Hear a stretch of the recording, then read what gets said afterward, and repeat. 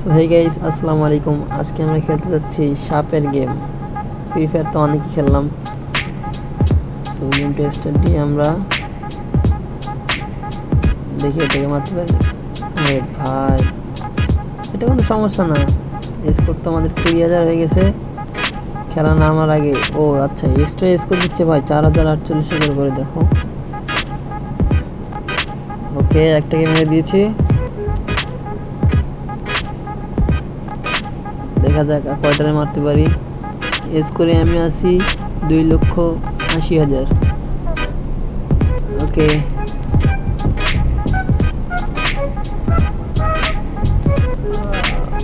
সাদাটাকে মারতে পারবো কি না? এদিকে না যাওয়াই ভালো। গাইস, আমার সাপটা কিন্তু অনেক লম্বা হয়েছে, মানে গেমের সাপটা অনেক লম্বা হয়েছে।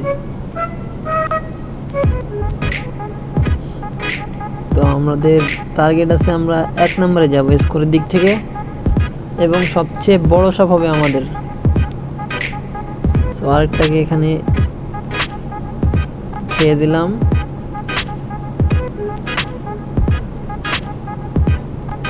আচ্ছা, এটাকে একটু প্যাচ দিয়ে মারি অজগর সাপের মতো। রাসেল ভাইপার চলে আসছে পাশে। রাসেল ভাইপার নিয়ে পরে দেখতেছি, আগে কোবরারে দেখে লই। জায়গায় একটা পেজ দিয়ে ছেড়ে দিলে ও এমনিতেই মরে যাবে। গাইস, সাপ যত বড় হয় না তত কন্ট্রোলটা যেন আস্তে আস্তে হারায় যায়, মানে মোটে ঘোরাইলে যেন জয়স্টিক ঘুরতেই চায় না, এমন একটা অবস্থা হয়ে যায়। একটা মরছে কোথায়? সাদাটাকেও পেঁচিয়ে দিয়েছি। রাসেল ভাইপারও আটকানো, কোবরাও আটকানো। দেখা যাক। কোবরা আগে মরছে, কোনো ব্যাপার না। রাসেল ভাই এখনো আছে।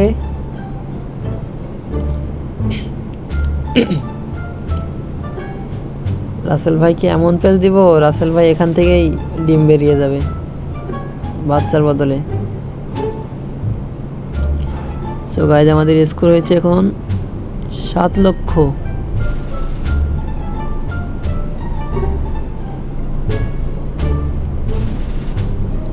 ভুল বললাম নাকি?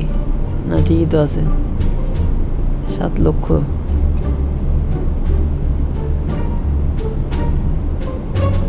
গাইস, আমরা আছি এখন বর্তমানে 3 নম্বরে। গাইস, 1 নম্বরে যাইতে পারবো কি?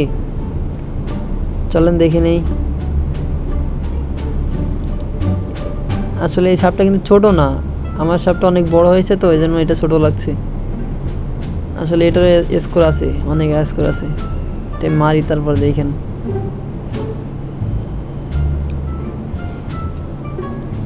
গাইস, গেমটা অনেক জোস। পার্সোনালভাবে আমার কাছে অনেক ভালো লাগে টাইম পাস করার জন্য।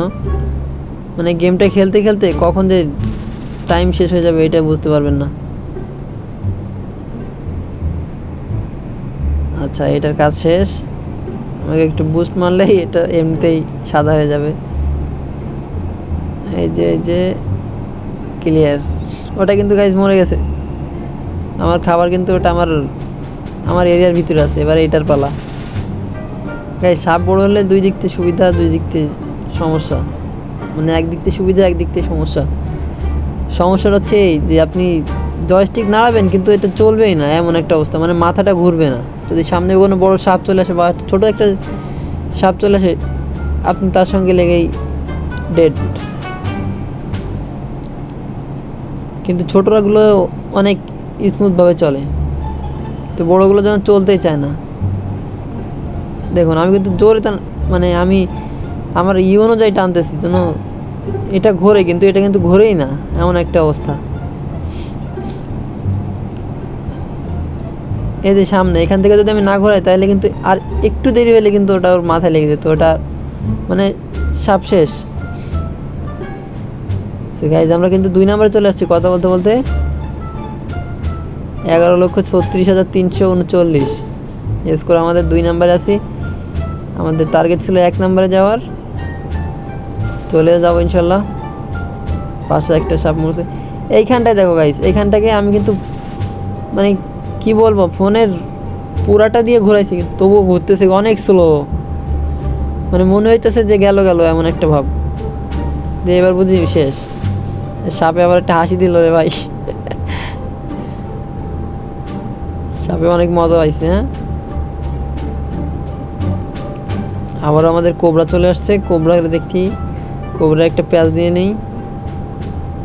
একটা মরছে কোথায় একটা, এই যে এই সাইডে একটা মরছে, হালকা পাতলা একটু খেয়ে নেই। এই যে গাইস, এখান থেকে কিন্তু ঘোরেই না, মানে মাথাটায় ঘোরে না। ছোটোগুলো যেমন এখান থেকে ওখান থেকে যায় না, এই বড়োগুলো। ও গাইস, কোনো ব্যাপার না, আমরা 1 নম্বরে আছি। আবারও শুরু করলাম, 200 কয়েন দিয়েই তো হয়ে যাচ্ছে, কোনো ব্যাপার না। ওরে ভাই, এটা সব থেকে বড়ো ভাই দিয়েছি ভাই, এটাকে